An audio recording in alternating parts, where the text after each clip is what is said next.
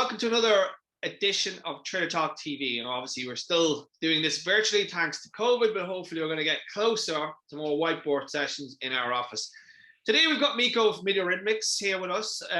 Nico's going to talk about buy versus build and sort of why it's crucial for brands and publishers to simplify their data infrastructure layer. There's a lot of a mess there at the minute, and we want to talk a bit about that. So before we do that, Nico, can you just briefly introduce yourself and tell the audience a little bit about Mediarithmics as well? Sure. Thanks for having me. Glad to be there, even if it's virtually. Very looking forward to see you in real life. But I guess that's the general conjecture that will force us to do this virtually, but hopefully we'll get our messages through. So I'm Nico. I've been working at Mediarithmics for nearly 4 years now. I'm a former consultant in IT and management. So this topic of make versus buy was at the center of my previous professional life. I'm head of UK pre-sales at Mediarithmics right now. And I've joined as a customer success manager Mediarithmics 4 years ago. So I had the opportunity to work with clients and actually delivering those data marketing projects with them. Excellent. So let's just get the presentation up here, load it up, Nico, and we'll run through the core subject itself. I think initially it'd be interesting to give us a state of the play, the current data strategy of brands, publishers, and retailers. I think to understand that is to understand the problem that is faced by this sort of mess of different sort of solutions that make up the Frankenstack of the data world. So let's talk about that first, shall we? Sure. Well, I guess it's pretty clear from a publisher point of view that there are the most mature and advanced, because, well, data was at the center of this strategy for many years now. Because we've seen also a switch and an increase in maturity from retailers after publishers, when they realized that data was more valuable. That was what they expected, and brands are catching up also. And I guess that's the point of actually having built those big data stacks that we see right now. I think no company right now can say that data won't matter. Everybody in the market landscape knows that right now. And it's basically the data is the new oil, which is the introductory slide of our presentation. Let's just go on to that, shall we? And then we can run through some of the specifics. Obviously, we are aware of the importance of particularly first-party data and all sorts of sort of data that acts as an asset for publishers, brands, and retailers. But just give us a bit of a deep dive on that. Obviously, we know how important the walled gardens are to the GAFA, but data is equally as important to the companies, the primary companies outside of these walled gardens. Sure. I mean, it's hard to talk about data and data marketing specifically without talking about the GAFA. So basically, when you look at the GAFA and their market capitalization, which is, what are skyrocketing and have, I guess, boomed in the last few years, it's basically because data is at the center of their core business. And one good example of that, and I'll be quoting Mark Zuckerberg at the Senate in 2018, when he said, "We run ads." And being a social media platform, actually, a core business is selling ads by using the data of their users, and that's a very successful business model. And we see that it's very obvious when you talk about Facebook and Google, which are exposed companies. And we take a look at Amazon and their actual net benefits. In the end, a huge contributor to that net benefits at the end of the year is Amazon Media Services, so their retail media proposition, which makes it very clear that data, is the new oil, but it's been years that's been the new oil. So we've been saying that for for nearly a decade right now. But I think everybody knows that right now data needs to be leveraged, and it has a lot of value. Yeah. Well, let's talk about this in perspective of the brands, publishers, and retailers, right? They're obviously looking to build their own sort of IT infrastructure to collect, manage, and execute data. This has become a problematic and expensive exercise. Can you give us sort of an overview of that? Because I imagine Amazon, Google, Facebook are set up. They're data first companies. That's how they make their money. But for anybody outside of those walled gardens, the actual sort of infrastructure to kind of do what they do is pretty expensive and cumbersome. So let's go into that a little bit more detail, because that's important to kind of highlight. Sure, it's good you mentioned that the GAFA were data-first companies. Other brands, retailers, and publishers had to catch up and go through this digitization process. If you take a look at retailers and the growth of online sales compared to offline sales, they've grown 20 times more in France, the online sales compared to offline sales. So there was definitely something to develop there, and I think companies got that. Another thing called COVID took over and forced the remaining players to actually accelerate their digitization.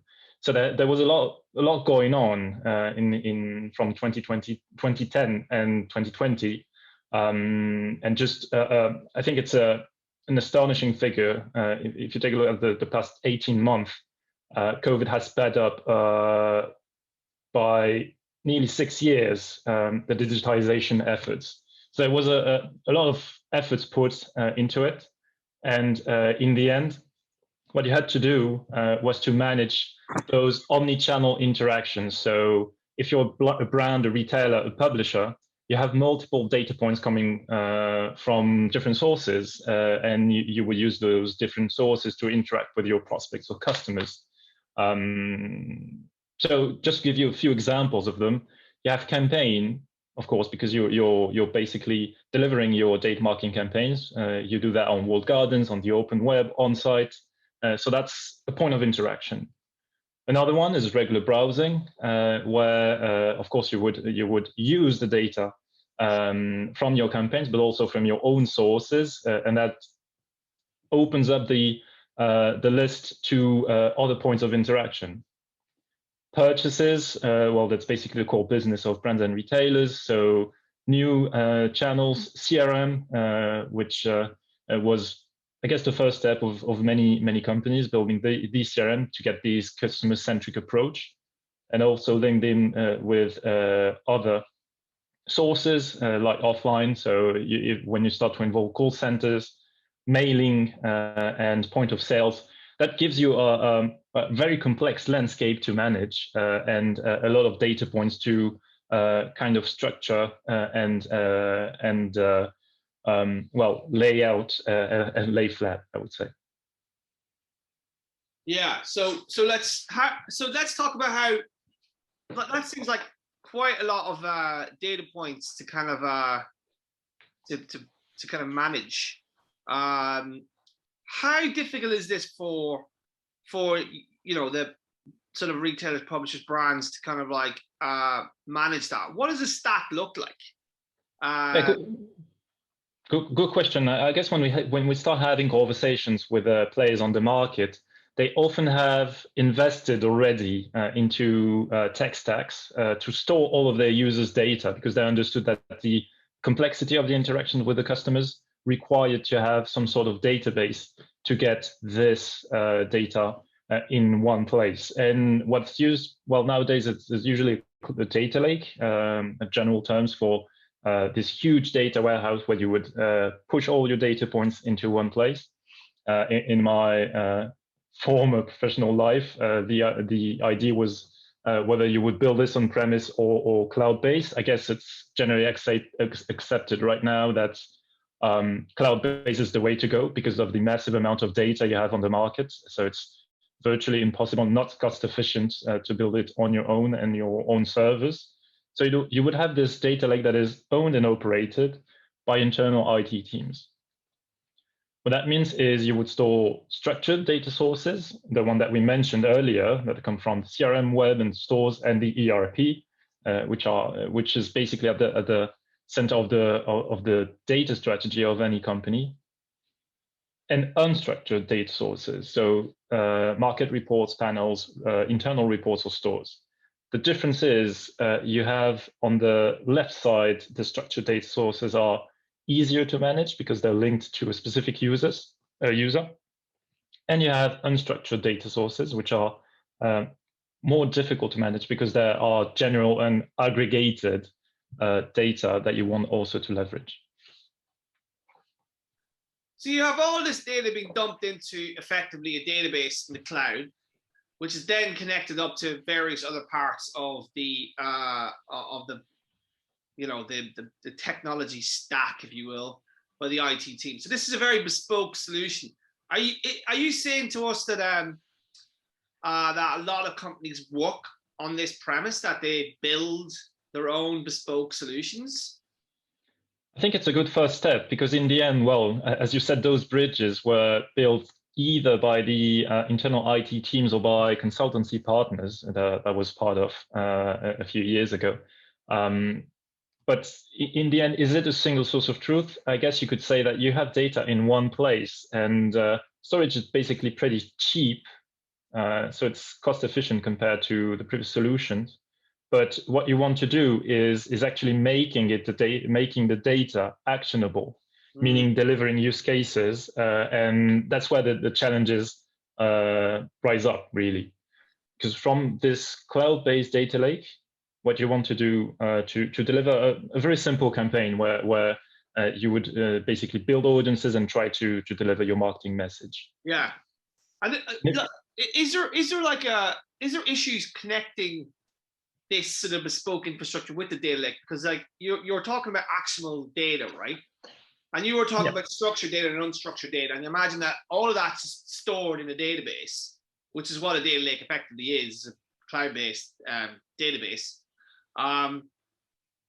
Is there problems then getting that out of that data lake to make it work, right? So, okay, you have structured data, which is fine, but the unstructured data is just literally just, data dumped into this database without any sort of any kind of structure that can be then, which would probably be problematic to use in your various sort of MarTech, AdTech stacks that you want to connect into this. Yeah, in the end, the data marketing teams and the IT teams need to speak the same language. Basically, when you talk with our clients and for example, the most advanced retail media clients, they say this process of moving data can be time consuming and a source of errors because you need to really have the same purpose of the data. Everybody in the company is using the same data, so you have to be able to move data in a good time frame, because you don't want to wait for 1 month before being able to use a market report. But also it has to be actionable, because in the end, what are you going to do with the data? You're going to activate it, doing additional reports, getting insights from it, and in the end, packaging it up to the C-levels to make decisions, or even the internal teams that need to make the most value out of the data that they have. But in order to do that, you need to structure it the right way.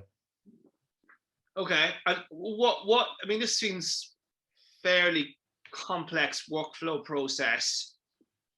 There's obviously problems here, but how would you resolve some of the issues here? Like, so if imagine that an IT team obviously likes to take control of the whole process, and there's this demarcation between IT and digital marketing within an organization. The IT team builds this big, huge infrastructure project, was probably delivered by consultancy or basically on the basis of a PowerPoint from a consultancy rather than do it themselves, because they didn't really do any work at all. They just do lots of fancy PowerPoints. So how do you resolve this problem then? I mean, obviously, if this is such a big issue, I imagine they've spent a lot of money on this. But how do you begin to resolve some of the problems that start to appear when you start like centralizing all your data and then trying to connect that out to the various pipes within the organization? That I think before actually saying how we resolve those issues, I guess it's good to take some time to actually highlight them down the line. If we take this example of a use case delivery with data from your data lake and your single source of truth, what you want to achieve is this famous single customer view, which is, well, basically, if you want to interact with your customers, you cannot neglect this. So this single customer view, you need to take the data out, process it, and you require what? You require deduplication of users across your multiple channels and ID management. So this is a first challenge.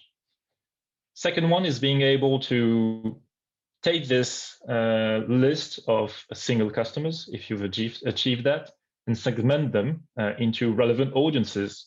How do you do that? Well, before actually having this common and audiences sharing common criteria, you need to have a harmonized taxonomy, and actually you need to think about those audience traits. So how are you going to segment the audiences? How do you want to structure them? What is your segment catalog? What are basically your segments and in the end your marketing offer? So another processing, and after that, well, activating them through different channels. So another processing that is bespoke, and with all those bridges, which are basically costly to build because you would start from scratch and you would start based on input and exports. In terms of challenges, what does that mean? That means that you have those heavy to build and maintain, because that's one thing to build them, but obviously I think the IT teams, they know very much about maintenance and making things work not only once, but over the course of the year. In terms of, well, costs, as I said, those data lakes, they are pretty efficient in terms of storage, but when you want to access the data, it's another story.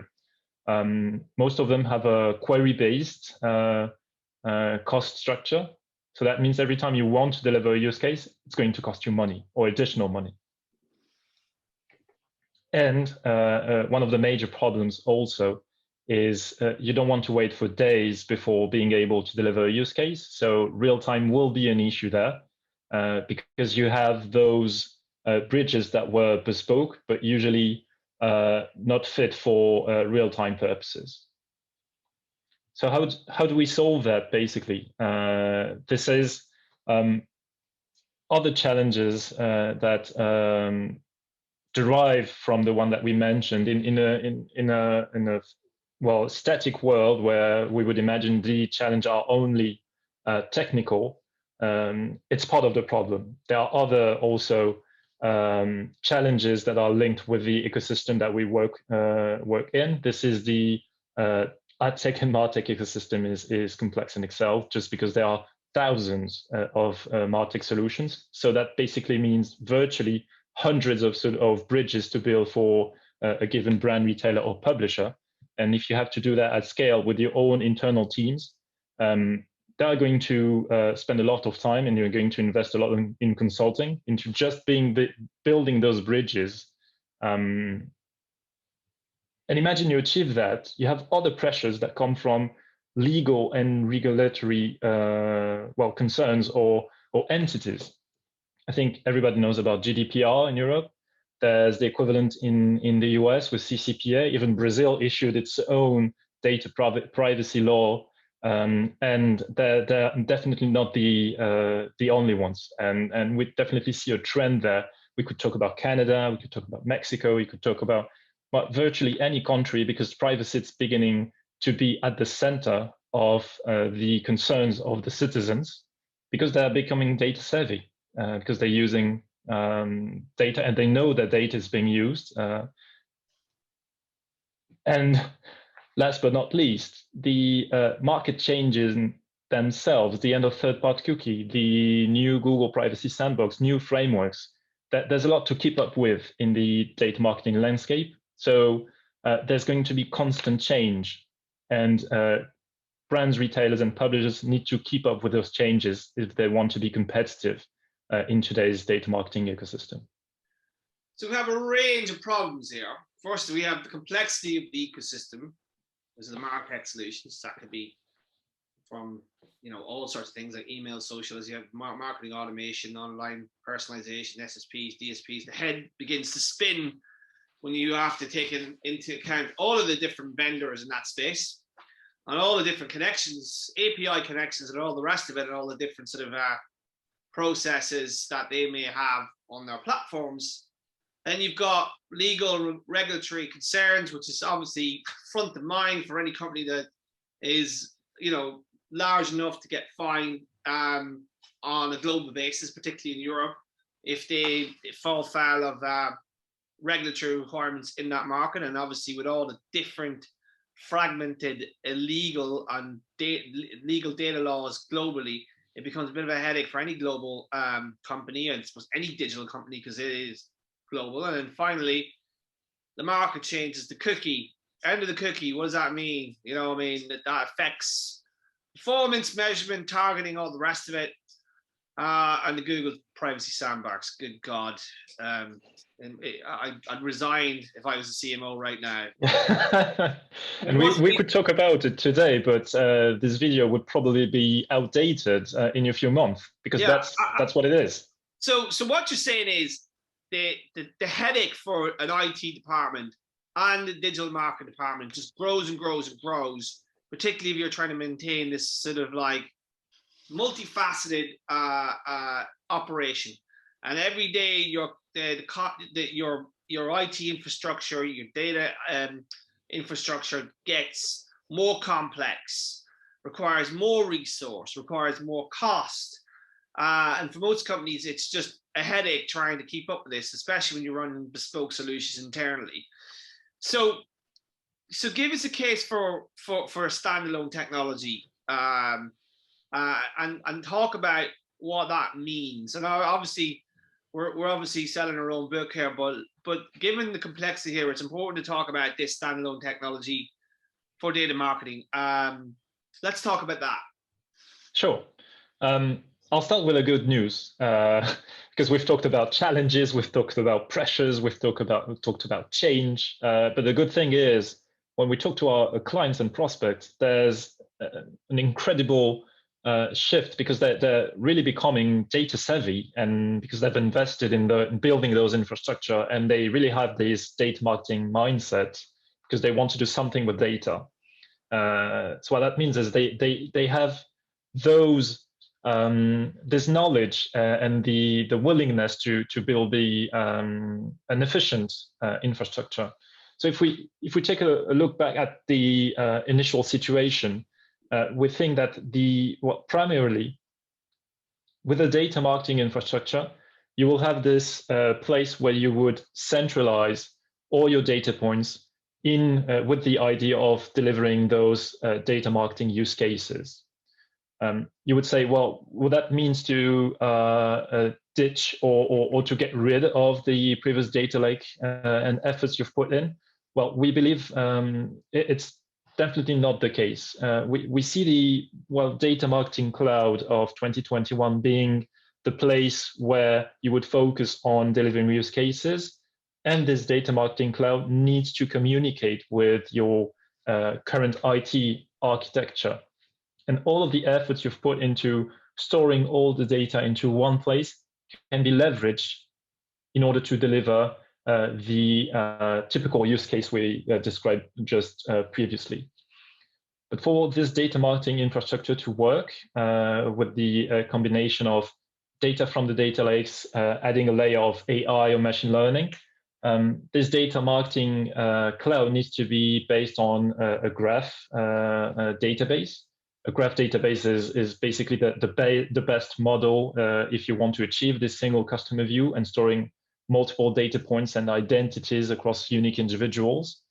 Of course, there has to be high fidelity because you don't want to lose any insights on your prospects and customers in order to deliver powerful campaigns and very detailed campaigns, and those campaigns need to be delivered in real time. I guess it's hard to see any new company in the data marketing landscape not claiming they're real time, because that's basically what any brand publisher or retailer wants, because it's immediate ROI. If you're able to target users in real time, then it's money available, like money that will come from the ability to deliver more impressions, to deliver more targeted message. Orchestration. Why orchestration is important? It's basically because you don't want to have siloed teams that work independently, with the mail team, the CRM team, the campaign team, and the monetization team. They all work basically on the same data, but they need to have one stack that is able to orchestrate your messages to accompany this customer journey across multiple data points. And in last point, open and integrated, because as I said, when I talk with, for example, Relevancy, one of our major retail media clients, they have developed incredible skills in terms of understanding their data, and they had very clever ideas about what is the data marketing use case of the future. And we're there to enable them deliver the use cases and customize their data stack in a cost-efficient way, but also without constraining them with technicalities, because in the end, what they want to do is make their company grow and their use cases better. So, I take it like the standalone product sort of helps manage a lot of the API integrations, machine learning, structuring, and making data addressable. So it's reducing sort of the need to kind of like for IT to kind of hack together a lot of the different solutions to make it work. So you're saying a standalone solution, there is a solution, and it can be the brain, if you will, of that data layer within a large retailer, publisher, or brand. So there is a case for getting rid of the Franken stack and just basically replacing it with a uniform solution. Exactly. If you chat with internal IT teams, that rather focus on developing new offers and enabling marketing teams doing their use cases instead of answering tickets where they need to move data from point A to point B, and maintain those heavy-duty bridges where you could actually be more cost-efficient by using a data marketing cloud, and focusing your IT and consulting workforces into finding new clever options of thriving in the data marketing landscape. Okay. And do you think that these conversations are happening between IT and marketing? Like, obviously, there's the marketing stack is always a sort of contested piece of technology within an organization. So, is that do you see more sort of conversations going on between IT and marketing to kind of resolve that? We do, actually we do. And it's true that, as I said, with thousands of different solutions, there's always a newcomer, which complexifies the conversations. But we see that the clients that thrive are the ones that were able to link IT teams and data marketing teams by breaking the silos, because they understood they work with the same data set. And you see that very much if you look at some retailers we work with, Nagdarty, well, of course, the Casino Group, that built their retail media proposition from the same data marketing infrastructure that supports their own marketing campaigns, because they understood that data that can be used from clients and prospects for their own marketing purposes can also be valuable for monetization use cases. Yeah. Interesting. Nico, that was a very interesting run through the complexity of the current data infrastructure layer and possible solution to that. And that was quite interesting because you kind of never really see underneath the hood in some instances at large organizations, and that kind of like definitely articulated the problems that a lot of the marketing and IT teams are grappling with at those organizations. So thank you very much for your time today. Thank you. It was a pleasure. I think it's, I'm pretty sure we could run this presentation for an hour or two because it's a very complex subject. Unbelievably complex. I mean, we could do a whole series on it, and I'm sure it could be. There's plenty more we could be uncovering in terms of like how to resolve the issues as well. Well, thanks for having me, and well, I'm here. If you have any questions, and if you want to have the 2-hour workshop about data marketing strategy, we're here to help. Okay, Nico, thank you very much. And that was the Trader Talk TV episode for this week. So we'll talk to you next time. Thanks.